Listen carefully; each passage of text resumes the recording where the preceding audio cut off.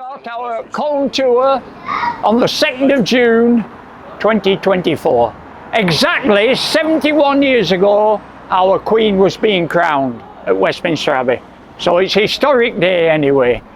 And I was 10 on the day before, so I'm now 81. So we've moved on a bit.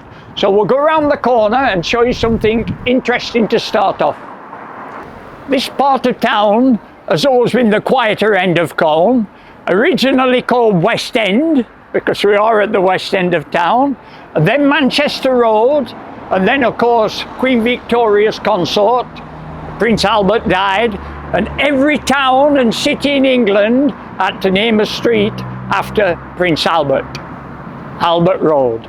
So in 1861 this was named Albert Road. The sign didn't go up till many years later. The first signs in Colne went up in 1864.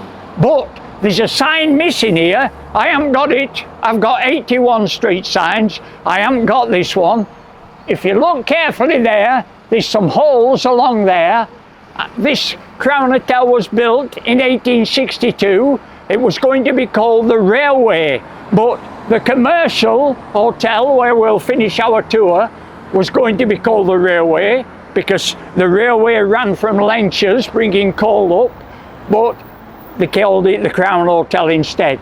The sign that was there was Barrowford Road. Oh. This is the old road to Barrowford, and you could go straight through to Barrowford. You can't now, of course, it's all blocked off. And as you went down here, old Colners call it Guy Syke. Guy Syke is named after a gent who lived in the 1800s, and he lived in ham and egg cottages, and they were down there at the bottom. They were demolished long before any of us were living. They went in the 1860s. Why ham and egg cottages? They were painted red and yellow, ham and egg, and they were down at the bottom there. And the street at the bottom is Rigby Street. They have a lovely plot sign on. The plot signs are superb in Colne. There's only about, I think, 28 left now. But the Crown Hotel, a lot of famous people have been here. Harold Wilson stayed here when he came to Colne. James Callaghan stayed here. I don't know of any Tory leaders who stayed here. It might not have been posh enough for them. But of course, there's a home just next to it, is where our Andrew Stevenson lives, of course. These shops have always been busy. That, a lovely lady called Miss Violet Hartley had that, a sweet shop. The best ice lollies in Colne. My friend Dave Oswald used to go in, and we used to go in and get ice lollies, a penny each. It were very naughty. He called her Limping Lulu because she'd been injured on the railway, but she's a lovely lady. That now belongs to Nora Allison, of course. She owns all that block down there. Nora lives there. And all these were wonderful shops. That was Tom Sherry's shop, newsagents. Down there were Harold Todd's, chairman of Colne Cricket Club. That was a very good shop. And they straightened out all the Primmett Hill in 1969 because there were 6 deaths in 3 years. It used to be like that. It was just like Sutherland Street, which we'll point out shortly. The Crown Hotel had a wonderful revolving door. Oh, it was superb. And you had waiter service there, and waiters came, serve you, brought you drinks. There were Charlie Clark and there were Walter Robinson, Cock Robin they called him. And one day Charlie Clark was coming out, and he always wore a scarf, and he got caught in the revolving door and it spun him round and round. Oh, must have been terrible. But they were real characters. Walter and Nellie Drabble, the longest serving licensees in Colne, 47 years altogether, had the Crown for 32 years. Wonderful. And the Crown's meals in the past, of course we had good meals with Noel recently, who's had to retire now, and it's always been a prestigious pub. Our MP, who's been MP since 2010 of course, Andrew Stevenson, I don't think he's going to miss out this time. I'm pretty sure he'll get back again. The good MP is always available. And that's where he lives, 92 Albert Road. That used to be Dr. Easton's house, who was a very good doctor, a marvellous chap. There's £10 note there for anybody, and nobody's ever won it yet. It's not the same tenner as 1976. See the building there, the tattoo? Who knows what pub that was, because nobody ever knows this pub. I'm going to talk about 18 pubs through the town. There are 18 from the Crown to the Commercial. That was a wonderful pub back in the, well, it closed in 1909, so it's long before. Anybody take the tenner? No. Spinners. No, spinners were further down, yes. Smooth. Yeah. Hey, good effort. Yeah, I like that. Spinner's Arms, one of the roughest pubs in Colne. Yeah. That was the Waverley Hotel. Huh? The Waverley, very upmarket, but you couldn't go in there and get an alcoholic drink. It was a temperance pub, and they sold blood drinks. And blood drinks, of course, where Mackenzie's were in Burnley, and they used to have the blood drink shop. But that was a wonderful little hotel, the Waverley Hotel. Someday somebody will win a tenner.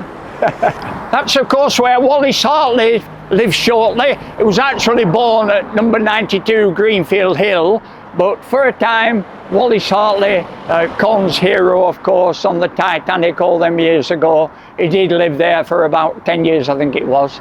Yeah. The building across, which where Howard Ibbotson is now with his models, he's took over from Arthur Garnett. This was a wonderful church, and it was a church when I was growing up, back in the 1940s. You can tell it's a church structure, of course, but that closed around about 1948.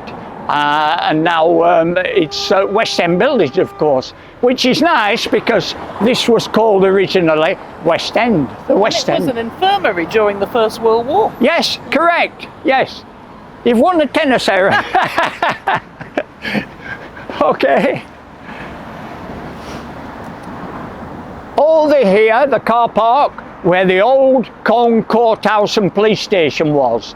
Colne at once had 24 policemen, 2 sergeants and an inspector. Wow. Yeah, but of course the population was 39,000 then. Today, population 16 and a half.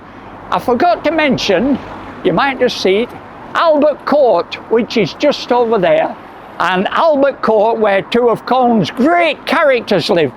There's 3 little cottages. If you ever get time, go round the back, there's 3 little cottages, 1, 2 and 3, Albert Court. Who lived there? Raymond Dobson, one of the great characters of Colne. He walked through Colne every day, and he tried to commit suicide 9 times. And he failed, of course. He lived till a good old age. But he had some terrible, he jumped in the canal, somebody went in and saved him. He put his head in the gas oven, the next door neighbour came and took him out. He set himself on fire, and the fire brigade were there in 10 minutes and put him out. And one of Colne's great characters. And next door lived Harold Cooper. Little Noddy, they called him. He was one of the great characters. Colne's first transvestite. He was a wonderful fella. And he'd been in the film in 1961 with Rita Tushingham, A Taste of Honey. That was his claim to fame. And he was a wonderful little fella. He just looked like a woman. And the last time I saw him, he died fairly young, I think about 67. He said, "Geoff, I'm so proud." He says, "My name now isn't Harold, I've been named Gloria." This building here at the top of Crabtree Street was the Royal Mail offices. Oh. And that was opened in 1900. And round the back, when you go in the toilets of the venue now, it was after the Royal Mail moved through to the main office in 1928, this became the Colne Conservative Club. They had a wonderful picture of Winston Churchill in there. I don't know what happened to it, I've been trying to get it. But it's a wonderful building. And round the back, when you go to the gents' toilets, that's where the stables were. And you can still see where the big entrance were for the horses, because of course it was still horse-drawn when this was opened in 1900. The first car in Colne was 1901 at Netherhays, a gentleman called Smith. What a good name, I like that name. Yeah, so this building here was Tubbs for many years, and they've kept the name. But Miss Tubb, who was a wonderful lady, her shop was further up, and we'll show you that when we move on. Colne's steepest street, and the 8th steepest street in Lancashire. I've delivered up there many times during my nearly 30 years post office, and in winter it's good for sledging down, but it's very steep indeed. This was the Bendix washing machine company long before Edwina, and you could take all your washing there and get it done for 1 and 6, which is what, 7.5 pence. Welsh's music shop, and he also used to sell sweets and tobacco. Rennie Welsh was a wonderful character, marvellous, and he always had a wind-up gramophone playing all 45s and 78s, and you could get any record you wanted from Rennie Welsh. You're a lovely fella. And he also had a big sweet counter with lots of sweets. I can remember him vividly. 1940s and 50s he was there. Marvellous. This is where the last mayor of Colne lived, James Francis Ilott. And he lived here. His dear wife still lives here, and this a lovely home was this for James, and he became the last mayor of Colne in 1974. This was Henry Gerard's bookshop. It closed in 1974. What a wonderful shop this was. There was a cabinet, a glass cabinet, wouldn't have lasted long today, and he used to put the latest books in. And he used to put them in. I can vividly remember Catcher in the Rye going in there. I couldn't afford it. It was, I think, 15 shillings. And that book now, it's an iconic book. And also Song of Sunrise, which was a wonderful book all about Colne. Song of Sunrise is, of course, the clogs on the flags as people go to the mills. So Henry Gerard came to escape the Nazis from Germany in 1939. His real name was Henry Schlesinger.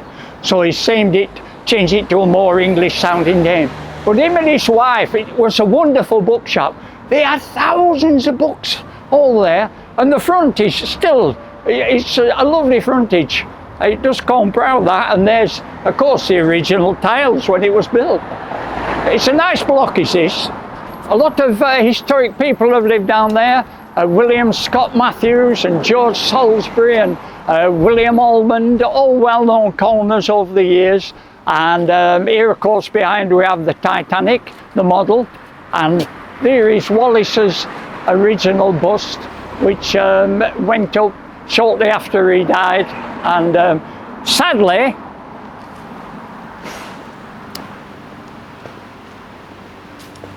these two muses are modern because somebody about 20 years ago stole the original ones.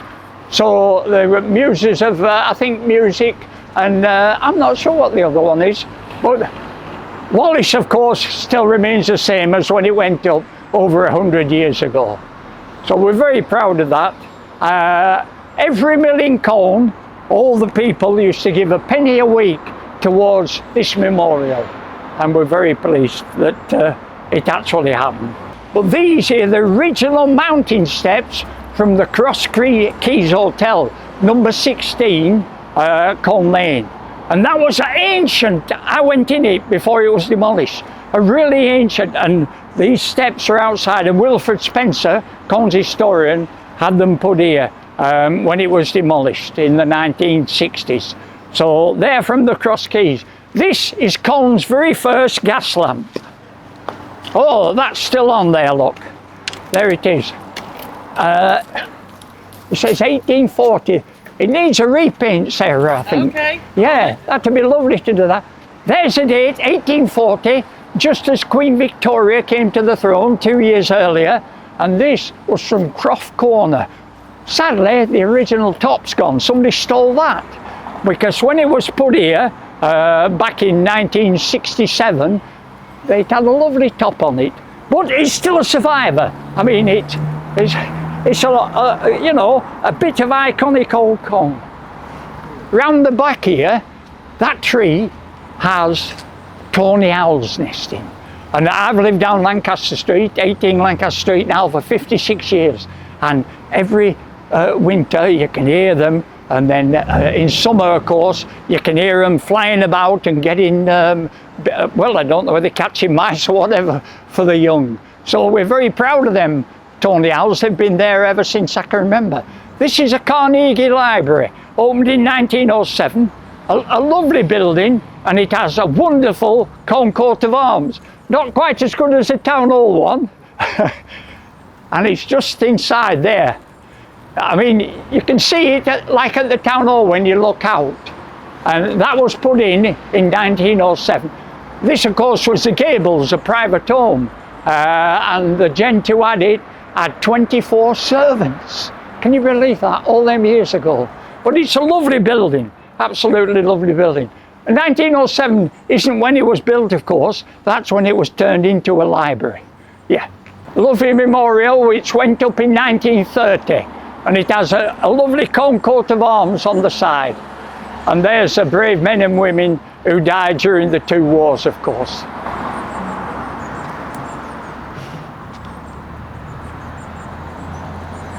The building across there is Stanley Villas, named after the Earl of Stanley, of course, Lord Derby. Stanley's a very important name in the area, and Stanley Villas was the home of Colne's first mayor, Samuel Catlow. And the first mayoral lamps, they went outside every one of the 46 mayors.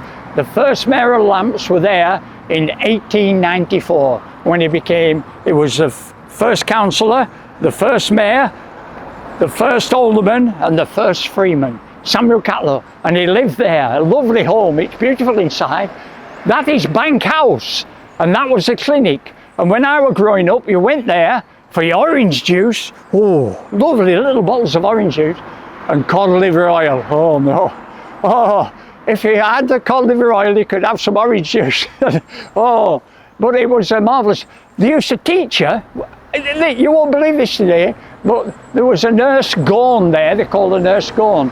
And she used to come and you used to have to sit on a chair, and she put a pencil on the floor, and you used to have to pick up pencils with your toes. She said it gives you good walking exercise. We had to do that. We came from school every week to the clinic. And that's where the babies all went. My son, who's 55 now, we had to take him there, weighed every week. A very important building in Colne, and it's called Bank House. This is where Colne's greatest character lived, Arthur Ingram. And he was a wonderful character, and he used to be a painter and decorator, but he appeared on the stage. He could play instruments. He used to play the bones. He could play them like this. He was brilliant. But his claim to fame, and he used to do this every 2 years, and he used to raise a lot of money. In the hairiest chest you have ever seen in Kingdom. Oh wow, it was like a mobile Sherwood forest. And what he used to do, he used to douse it with petrol, lighter fuel, and this used to happen up the Dressers Club, which is at the top of Hall Street. And he used to throw it all on, and then Harry Potts, not the football Burnley manager, Harry Potts, who was the steward of the Dressers Club, would set fire to it. I have never seen anything. I saw it when I was 10 years old. It was unbelievable. And his chests were blazing. And then they threw a tub of water on it, and it shred it off. And then everybody would give him Buddy half a crown or whatever. It was wonderful. Yeah, one of the great characters of Colne. And now all these streets down here, when you're on the post, to remember them, this is a little thing that you said to yourself. By the chapel, the Earl and the Duke live in the hall on the hill by the River Calder. So you knew all them streets there, that when you were running in, you know, Chapel, Earl, Duke, it came. Yeah, a good little thing for remembering. Lovely Colne coat of arms there, one there. There's 12 altogether carved out in Colne, and I captured every one. Well, Colin Bean did, who did the book, and we put them all into the book, so they're all there for all time. That one was put in there in 1906. Carlo, a lovely fella, passed on now sadly. He was there for my Freeman night, and he was a nice chap, wasn't he? Yeah. Linear Road. This originally was Gladstone Street, named after William Ewart Gladstone, who was, of course, famous Prime Minister all them years ago. Now, as you went down there, I lived in number 4 Linden Road. When my dad was doing really well, we moved from 8 Hall Street, where I lived for 13 years, from 1943 to 1956. and then we moved down there. That wasn't there in 1899. It was a little row of cottages called Gladstone Street. But Linden Road, all up here outside the Old Colne Hall, and on the other side, which is a car park now, were linden trees. Very rare tree now. I don't think there's any in Colne. I've been all up the top, up out King Coates Park. They're devoid, they've gone. But when they knocked all this down, all the old Gladstone Street, and built Linden Road, they took all the trees away as well, so there's no trees now. So Linden Road is named after the linden trees.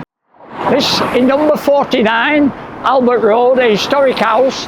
A French family lived there, and a lovely lady, and her husband was called André Bernet, and they had a company called the British Hat Band Foundry. And what he used to make were leather hat bands, nobody wears them now of course, for hats, topper hats and bowler hats.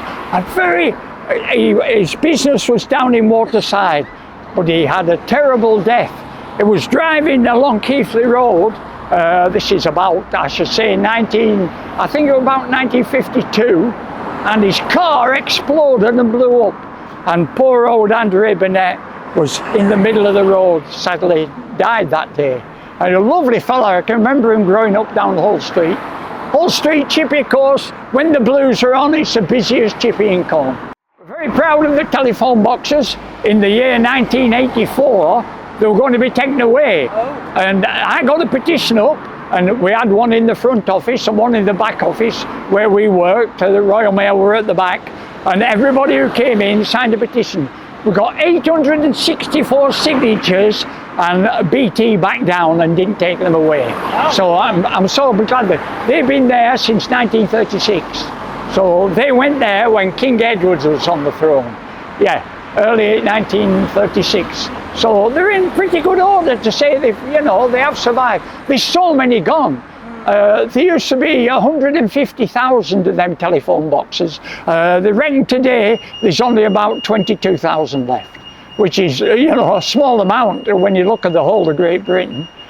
This was Miss Tubbs originally, a lovely lady. She always had wonderful violet hair. Her mum had started that business back in Victorian times. This was Ben Smith's, a florist, a lovely fella. Joe Drivers has always been there. He was a great character. He lived in Leinster Bridge. And below there, that was where Winston Smith's was, who had the Bugatti. And that was an art shop, a wonderful art shop. All gone now, sadly. Yeah. But this little block, it was good, old family shops. Over there, that was James Pickles, who was a grocer. And next door was the art shop, Frank Winstanley, and next door to that, number 29, was my dad's pet shop. And we had that from 1946 to 1961. Next door there was Olives, and that was a wonderful coffee house back in the 1960s. And everybody used to go because it had a wonderful jukebox there. So we all used to like that one. Spring Lane. Originally, this wasn't called Spring Lane, it was String Lane. Yeah, there are springs in 4 of the houses at the top, but there was a rope maker's who was halfway down, so it was actually called Spring Lane. And eventually it became Spring Lane because they changed it because of the springs in the houses. You can still go in 3 of the houses, very old cottages here of course, and the springs are still there all these years later. In 1895, Colne became a borough. Of course, it's Colne Town Council now. It was Colne Borough Council until 1974. And what we did in 1995, we had a wonderful celebration. I was vice chairman, and I decided I'd put it before the council if they'd name that arch Centenary Arch in honour of 100 years of Bonnie Colne.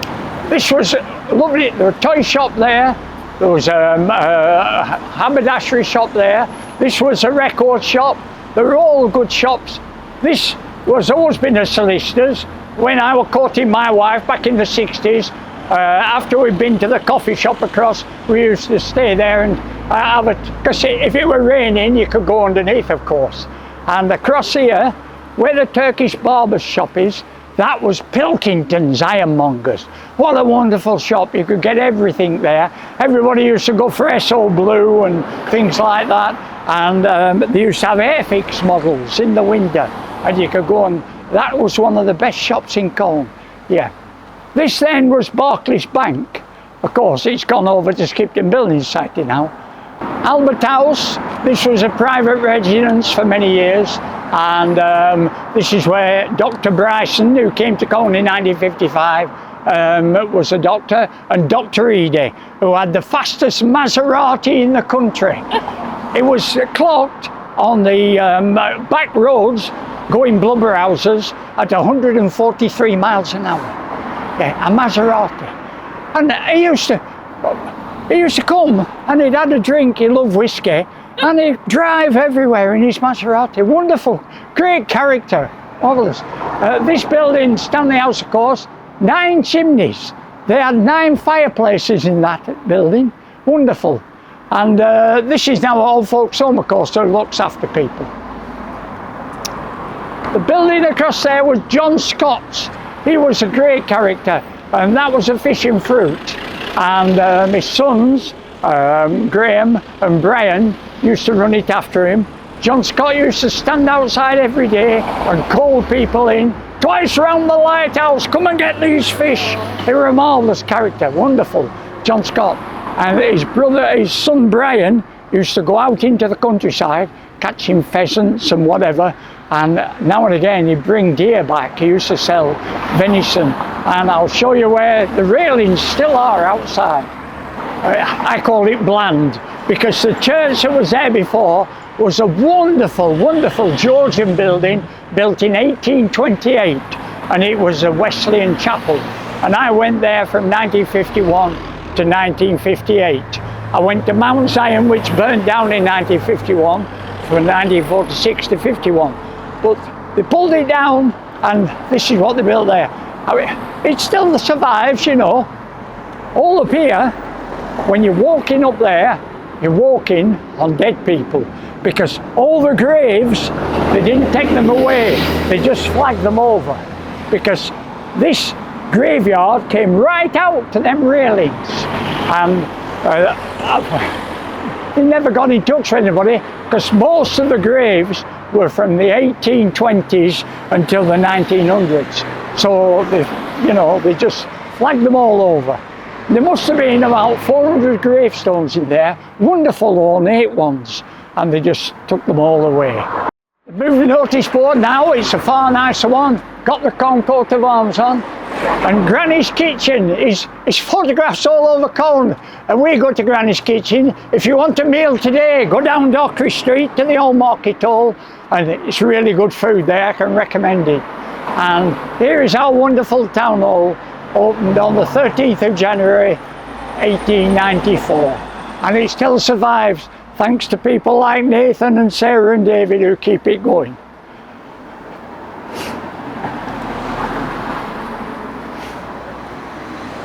The largest flag, there it is. 6 horses brought that from Cattle Quarry all them years ago, and it still survives today.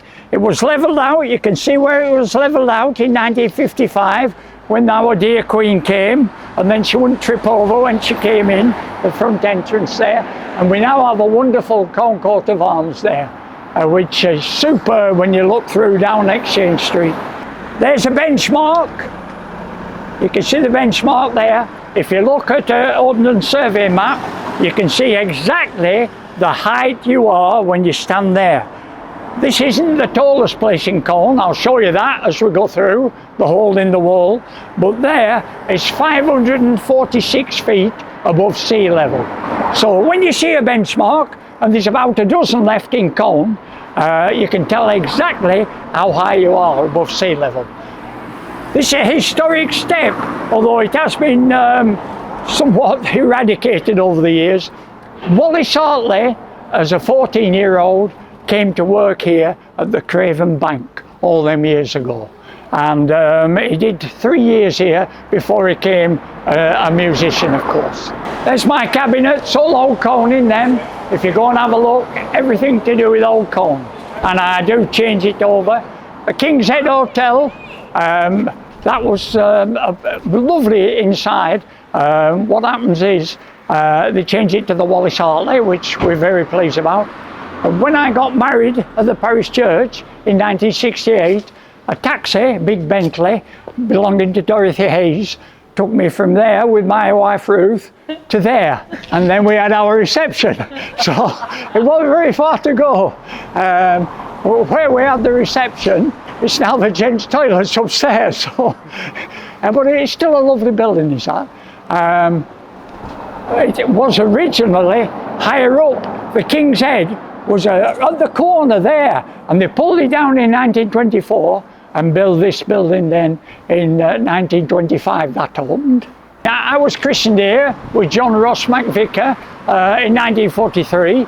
My wife was christened here in 1948. My son was Sean in 1969, my daughter in 72, and then our Nathan, who is now 32, couldn't be christened there. The Reverend Mott, not a nice person, said anybody who doesn't come to the church, the parents, the children cannot be christened. And he made it a rule, and he upset a lot of people, but he wasn't here very long, thankfully. So, I mean, Alex is here, he's a nice fella. But he stopped all christenings to anybody who didn't attend church. Very sad, because it is our historic building. It dates back to 1122. It's 902 years old. Something which is as old, it's the oldest building in Colne, of course. It's the oldest thing we'll see today. But I'm going to show you something very few people know about, and this dates back to the 13th century. We'll go through. These are the selling steps, and on market day, traders can come here and sell something which was unique. And I'm sad to say, in 1702, a gentleman farmer, called him a gentleman, sold his wife here for 17 shillings and sixpence. He actually sold his wife from them steps. What a bad lad.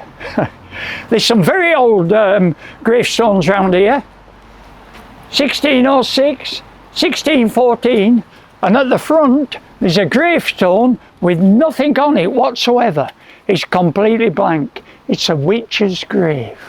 And she was buried here in 1648. And the gravestone is because she was from gentry, and their family wanted a gravestone. And I can show you it later, and it's round the front. This lovely cross here is the Emmet Cross. Now I saw this in the grounds of Emmet Hall, which was pulled down from 1955 to 1969. And in 1967, Wilfred Spencer, notable Colne historian, and Ebenezer Foley, brought it here so it would be preserved, because all the masonry from Emmet Hall was sold off. A lot of it, a wonderful building, Emmet Hall, dated back to the 1300s. But this, when they brought it, they carried it up here, 6 men, and they dropped it, and it broke in 2 places, and it was in 3. And what they did, Wilfred Spencer went down to Pilkington's, which I told you about earlier, and he went down there and got a big tub of haroldite, and they stuck it together, and it still survives from 1967, all them years ago. So I'm pleased about that. Now, the Colne Market Cross was pulled down in 1822. It used to be at the corner in the middle of the road from Windy Bank and Colne Lane. And then horse and carriages used to come regular to Colne. It was building up the woolen industry. So they took it down in 1822, and it was scattered all over Colne. And eventually it was rebuilt in 1909 outside the old library, which I showed you earlier, the Carnegie where Wallace Hartley is. In 1979, 70 years later, they decided, the council, to move it outside the Market Hall. and I was there. We did a bottling ceremony where we put all items in. We put a full set of coins, including a sovereign. We put 2 of my books, which I'm very proud of. I went round all the surviving mayors out of the 46, and there were 16, and I got them to sign the signature, and that's in the bottle ceremony there.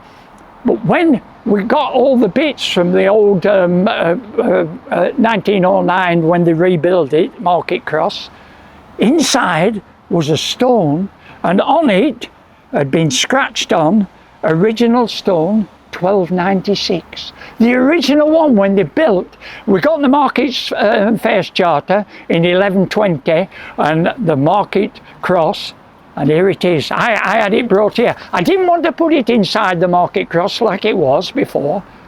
So what it is, there it is. That is from 1296. A wonderful bit of old comb. And that's the second oldest singing comb. And it survived all them years. And that was from the original Market Cross. And it's rebuilt now. It looks really well outside the library. The legend on it isn't quite accurate, but that's another thing. But I'm so proud that we put that there. I mean, it's going to stay there. I don't think anybody's going to take it away. We're now coming to where some original pubs were, wonderful pubs. Just a bit further down there was the White Horse Inn, which was demolished in October 1886. And here was the Parker's Arms, named after the Parkers, who had Alkin Court Soul, of course, and the Golden Fleece, the Fleece Inn. And they were 2 pubs that were built in 1665. Then they were demolished in 1905.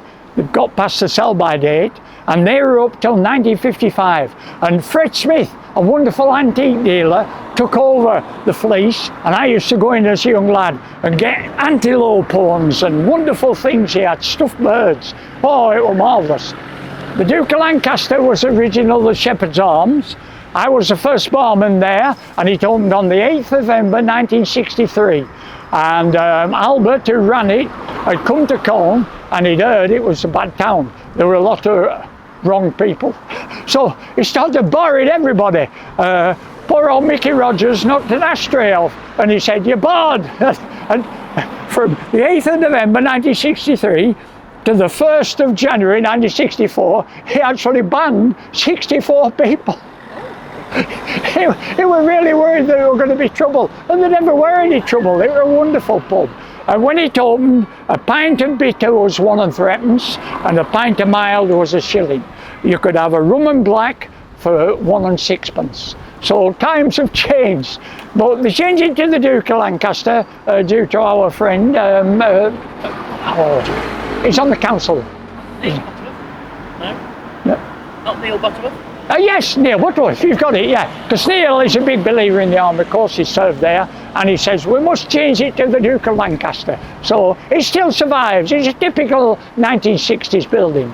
That building came much later, of course. There are all shops up here, shops all the way along. Alan Wharton's sports shop, who played cricket for England. There was Fred Isaac Stern's fish shop, fish and fruit shop, Armistead Hartley's boot shop, a wonderful shop, all bulldozed down from the King's Head up to the corner to what's Bee's Knees now, all bulldozed down in 1955. All the south side went. So it's completely changed in my lifetime. Historic Ivegate. We want to get the sign put back there. You can see where it was, and holafairs, as they call them, because you go through them, the holafairs, not a thoroughfare, a holafair. That sign, for some reason, was taken down in the 1970s and put there from there. But it needs to go back there. I must ring them and see if we can get it back, because it looks far nicer. Yes, it was just there where the 3 holes are. Yeah, that's where it was originally. Ivegate means the road to the well, and the well was at the bottom. It's still there as you go down, and this is where the Mayfair Club was in the 1960, all them years ago. Wonderful, in an old blacksmith's. And these are very ancient. As you can see, carts over the years have crunched into them, and there is a mark there, of course, which you can tell and look on your ordnance survey, and that's another benchmark. That's a new sign, but I'll show you where we secreted the original sign.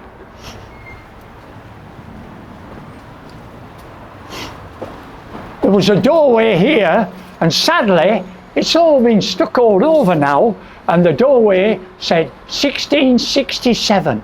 Oh, and some blokes come and did this. It was a heck of a task. It took them 4 days to do it all. And I said, the door. He said, oh, no, we had to make it safe because so sadly that's gone. Did that used to be a house? Didn't the Parish Church used to live here? Yes, yes, you're right.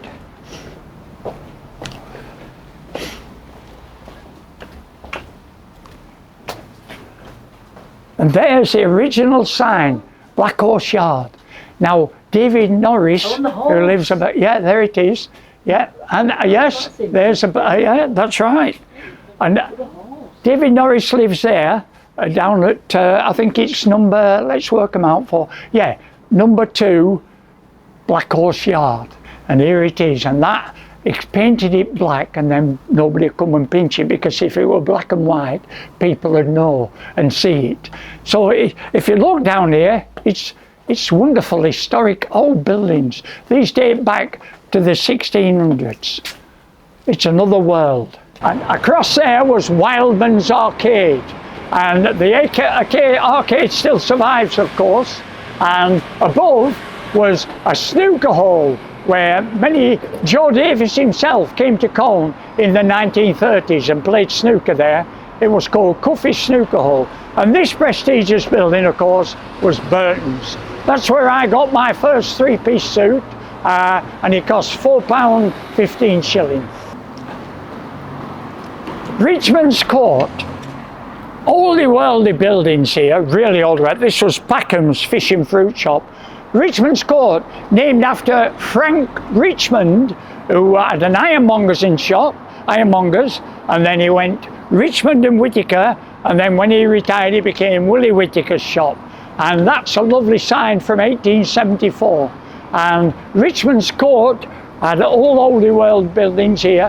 Round the back was Bannister Square, which is very ancient, and this is what we found. Dr. Bryson and myself, because they built the health centre here back in the 1970s.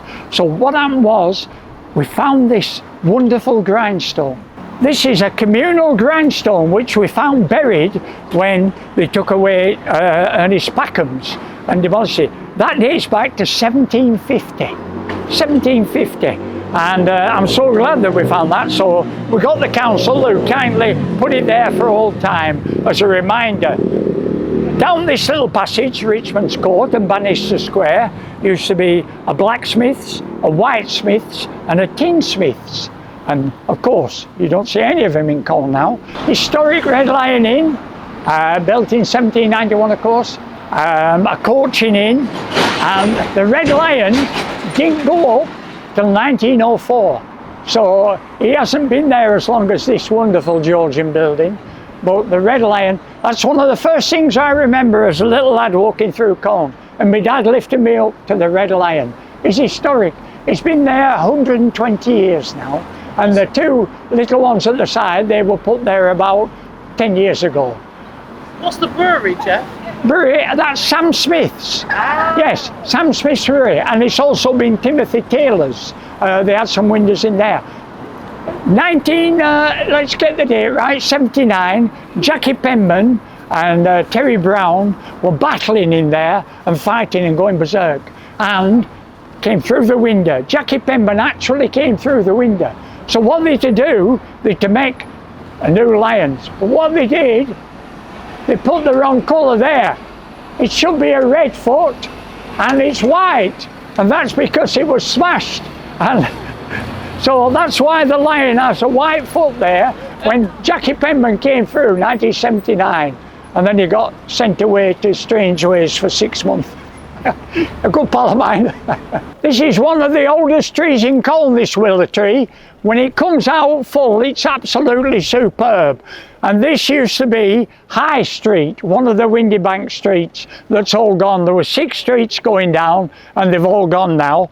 But here, Newhouse Street. Why Newhouse? This is when they built the new courthouse for the power loom rioters. Oh, what a wonderful building. It was demolished in 1961, but there is a film called Lancashire Pride, and it's captured on film, and it was marvellous. There were all big iron railings round it. It was a proper 1840 courthouse, and quite a lot of power loom rioters were sent there, and they're sent down for 5 years, some of them. Very old buildings, these. Wonderful random stone. Here's the original sets, which one time ran right along here, of course.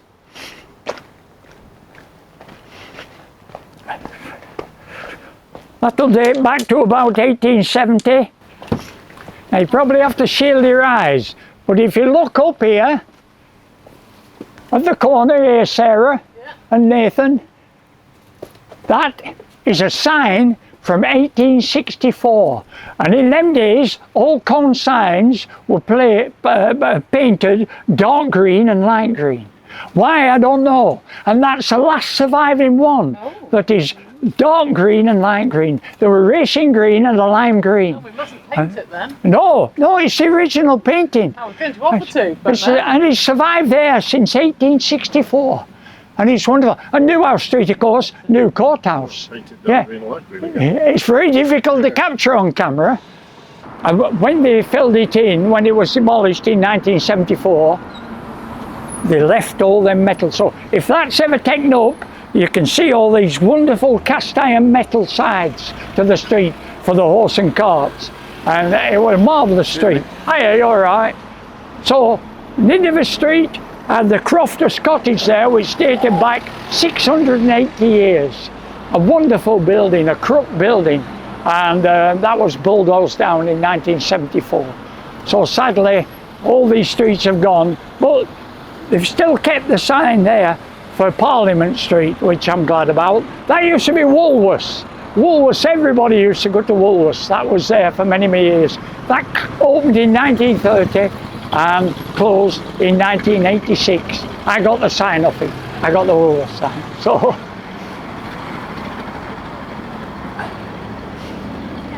right here was the Angel Inn.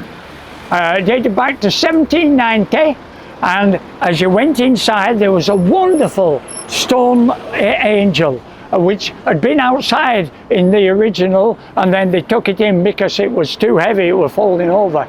And the Angel Inn was a wonderful building.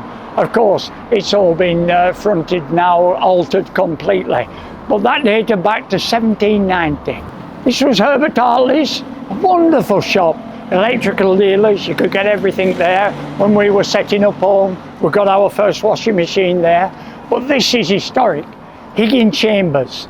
And what Higgin Chambers was originally was a house nearly as old as Sarah and David's.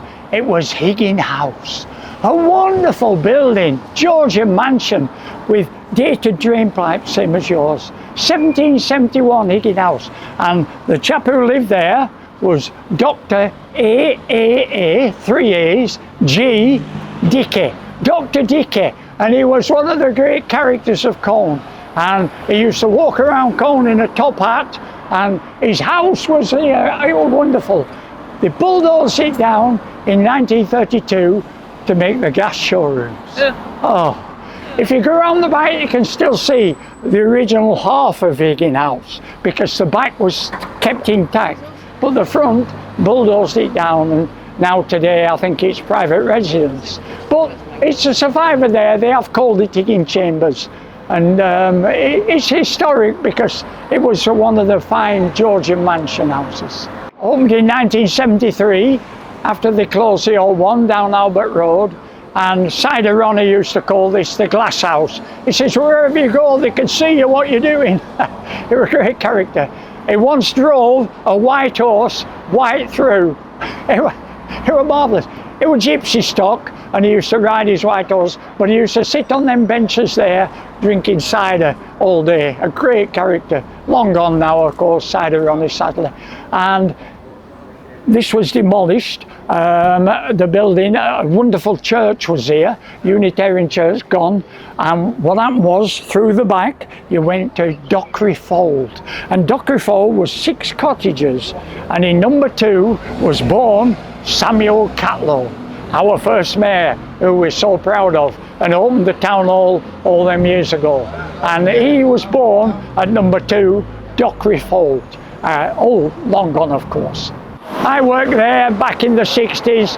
That used to be the Maypole Dairy Company, just where the Market Hall is now, where Craig works. And all shops along there, all bulldozed down and set fire to.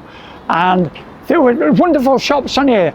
That's Green's, but originally it was Chas Green's Men's Outfitters.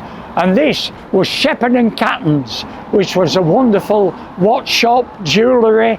But originally, this was a spectacle shop, and he had the telephone number, Colne number 1, Will E. Halliwell. He had a big sign there saying, if you want to see well, see Halliwell. And it was wonderful. And he was a great big fellow, he was 6'7". And I used to go, I wore glasses since I was 4. I got measles and my eyes went. And I used to go in and he used to tower above you.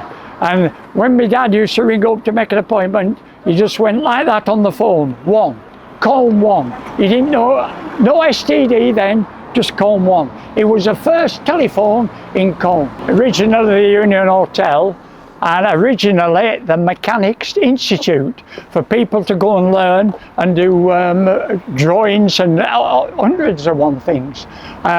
It's a historic building, it still survives, and a Burnley player who played for Burnley in the 1940s and 50s, Arthur Woodruff, became the landlord, and he was a wonderful chap. He played in the cup final in 1947 against Charlton. We lost 1-0, but that's another story. But I worked there at the time, in that office there, and I used to have to do stock for Arthur Woodruff. And behind the bar, he had wonderful photos of his career. A really nice fella. And he's one of the Burnley greats, Arthur Woodruff. Big stocky fella, he was a fullback, and you didn't get past him in a hurry.